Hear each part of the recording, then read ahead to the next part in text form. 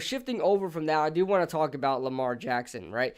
Lamar Jackson, and this has been a topic of mine for a very long time. As you guys know, I have a very, very small connection to Lamar Jackson. I went to, in my junior year, I lived in New York in my high school days, and I moved down to Florida back in 2013. And in 2013, I lived in West Palm Beach. West Palm Beach is pretty vast, right? Got a lot of schools, got a lot of areas. I lived in the Lantana area and went to school in Lake Worth. For those of you guys that know where Lake Worth is, it's in West Palm Beach, pretty much right next to the damn ocean. And, across the way, one of the rivals of Lake Worth Beach is Boynton Beach, and that is where Lamar Jackson went to high school. And now Lamar Jackson really got a lot of hype back in my high school days, and people were like starting to figure out who this guy really is.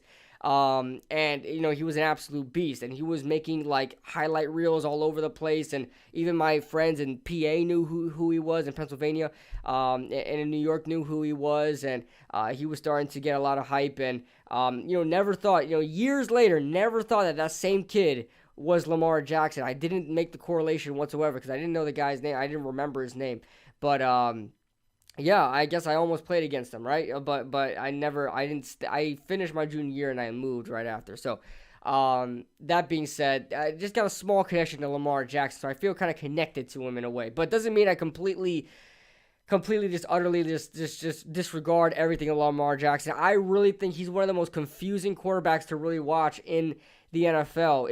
It's like you have to throw away everything you know about a quarterback position, like the whole quarterback position. Throw away everything you know about the position when you watch Lamar Jackson play, right? Because a lot of people think that he's so great at playing the position. I just think he's a fantastic athlete. And I know I'm going to get a lot of hate for this, right? And I apologize how bad I look on camera right now because I just woke up. It's 12 at midnight. I have the day off on tomorrow, so might as well just go ahead and record a podcast. Sorry, my hair's all messed up. But Lamar Jackson, man, like I said, you have to throw away everything you know about the quarterback position when you watch Lamar Jackson play because he doesn't throw for a lot of yards, right? You watch his highlight film, and I keep coming out of focus here. You watch his highlight reel last year where he led the league in touchdowns, right? Get this, the guy led the league in passing touchdowns last year, but watch any highlight you see Lamar Jackson, there's like a 12-minute highlight of him throughout the whole season. I guarantee you there's like 2 touchdown passes there. You lead the league in touchdown passes, and you only have like 2 touchdown passes in your highlight reel because all of them were running plays. Like, for crying out loud, you didn't even see any passing plays in there. Forget about passing touchdowns. You didn't even see passing plays in this highlight reels.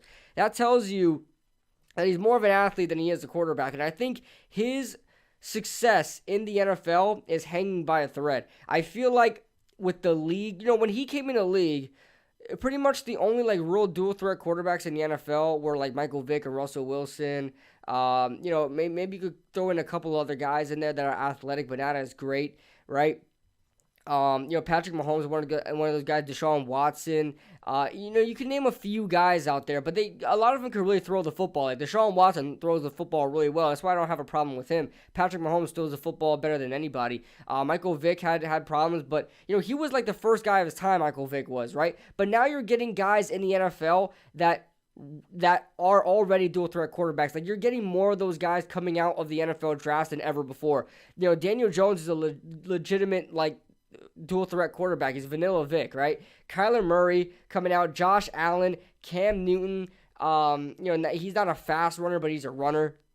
Russell Wilson, Patrick Mahomes, Deshaun Watson, like the list goes on and on and on with these guys that have legs.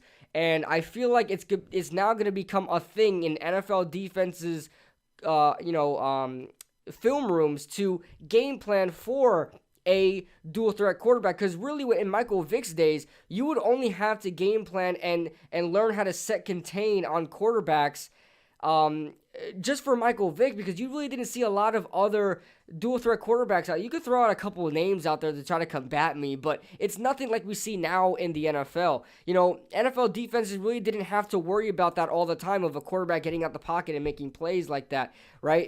And running, right? And running faster than you can, right? A lot of NFL defenders can't run as fast as Lamar Jackson. So that's a legit problem. Or Michael Vick back in the day. Now it's becoming an actual thing where it's probably going to be a focal point in NFL defenses, film sessions and film rooms and game plans of how to stop a dual threat quarterback or a running quarterback. So I feel like now in the NFL that we're getting more of those type of quarterbacks. Lamar Jackson's success is going to be shut down. Like, we're already seeing Lamar Jackson regress in the NFL. And as much as nobody wants to admit that, I feel like we're already seeing that. Now, I'm not going to be on the whole cliff theory like Max Kellerman was with Tom Brady, how he's just going to fall off a cliff. I think it's going to be gradual. I think Lamar Jackson's going to continue to have success. But if you see Lamar Jackson, he doesn't have success through the air, right? He doesn't scare you through the air. I go back to that Los Angeles Chargers game all the time, right? He had like a 0 quarterback rating throughout the third quarter. And then he started to pick it up in the fourth and pad the stats. They still lost, right? They came back a little bit, but they still lost. And I guess you could say, oh, but he was a second-year player or whatever the case may be, right? Or he was a rookie at the time. I can't remember. But either way, I mean, he doesn't scare you through the air. You look at this last game with I believe it was the Cowboys, right? The Cowboys have one of the worst passing offenses in the NFL, one of the worst defenses in the NFL. They decide to run it. Now, don't get me wrong. If your enemy, if your opponent or the defense you're going against sucks at the run, go ahead and run it down their throats, right? They ran for 300 yards on the Cowboys. But Lamar Jackson, I just don't see his, I guess, advancement in throwing the football. He's in his third year right now, if I'm not mistaken. My camera keeps going out of focus. He's in his third year right now, if I'm not mistaken, and he still doesn't seem like he knows how to throw the football complete. Like, his throwing motion is weird. His trajectory is weird. He doesn't throw tight spirals. And it doesn't seem like he hits his receivers in stride. They always have to stop for the ball. They have to go behind for the ball. It doesn't seem like he helps his receivers out, and it doesn't seem like his receivers help him out. So I will acknowledge that. But Marquise Brown is just such a wasted talent there in Baltimore. I think he could be like if Marquise Brown was with the Chiefs, or Marquise Brown was like with the Falcons, right? I think he would have so much success in the NFL. But I've seen on a number of plays, Lamar Jackson just completely missing Marquise Brown. And Marquise Brown would probably have almost double the yards he has already if it wasn't for Lamar Jackson missing on those type of things. So call me crazy, but I think Lamar Jackson's success is hanging by a thread in the NFL. I think eventually teams are going to completely figure out how to stop a dual threat quarterback, keep him contained, and make him throw from the pocket, and he is going to struggle. He's going to absolutely struggle unless he pulls off a Michael Vick, goes to a new team, has a fresh start, and learns how to throw the football, and be under Andy Reid. I believe he was with Andy Reid at the time. Correct me if I'm wrong, or maybe Chip Kelly was already there. I think Chip Kelly was already there, but I think he got a little bit of Andy Reid. Correct me if I'm wrong, guys. Yeah, he did have Andy Reid there, I believe. So, maybe I'm wrong. I don't know. I keep going back and forth. But as far as that goes, unless Lamar Jackson really just takes the time to be a better passer, I think he's just going to continue to run and continue to try to get into success that way. I think defenses are going to game plan against that. So, call me crazy, but I think Lamar Jackson's time in the NFL is limited. I don't think he's going to be...